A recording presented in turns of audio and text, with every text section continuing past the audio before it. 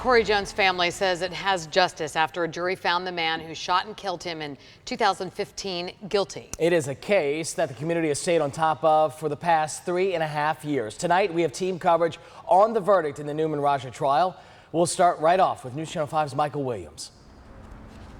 Jay, Kelly, thank you. Outside the Palm Beach County Courthouse complex, justice, the Corey Jones family said, not only for their son, then 31-year-old Corey Jones, but in a wider sense, their supporters say for black victims of police shootings nationwide, the kind of justice they said today that those victims had deserved as well, but in many cases they argued had not received. And so a verdict read in a courtroom in Palm Beach County, but its reverberations, its echoes being felt nationwide. After the verdicts read, guilty on manslaughter, guilty of attempted first-degree murder, Nouman Raja put in handcuffs. The first time something like that has happened in Florida in 30 years. The first time in 30 years that a police officer convicted for an on-duty shooting led out of the courtroom in view of his wife who was with him, just as the Corey Jones family sat in for the verdict this day, had sat in for the entire trial. And later, Palm Beach County State Attorney Dave Ehrenberg had this to say.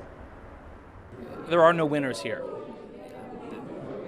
Nothing can bring Corey Jones back, but hopefully the verdict today will provide a measure of justice and closure to the Jones and Banks families and to our entire community.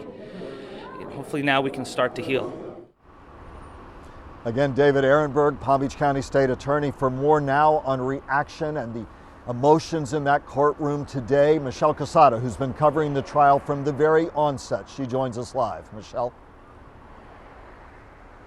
Michael, Corey Jones's family held it together in the courtroom, but when they walked out after the verdict was read, they threw their arms up in the air and cried. They said today they got exactly what they wanted.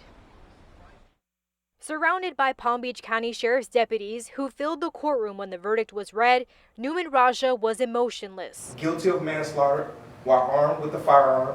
As to count 2, we found a defendant guilty of attempted first-degree murder. The former cop who killed 31-year-old Corey Jones in October 2015 put his hands behind him, waiting to be put in handcuffs.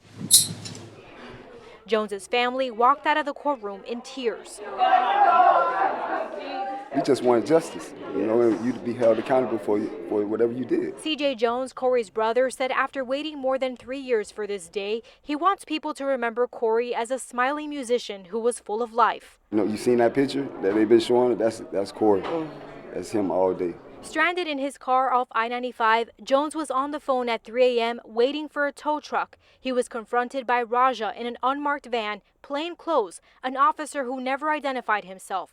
The roadside assistance call recording could have been the state's most powerful piece of evidence to show Raja was the aggressor in the deadly encounter. This definitely brings peace. I just want to say to the officers, the good officers that's out there, keep doing your job. And definitely we'll weed out the bad ones.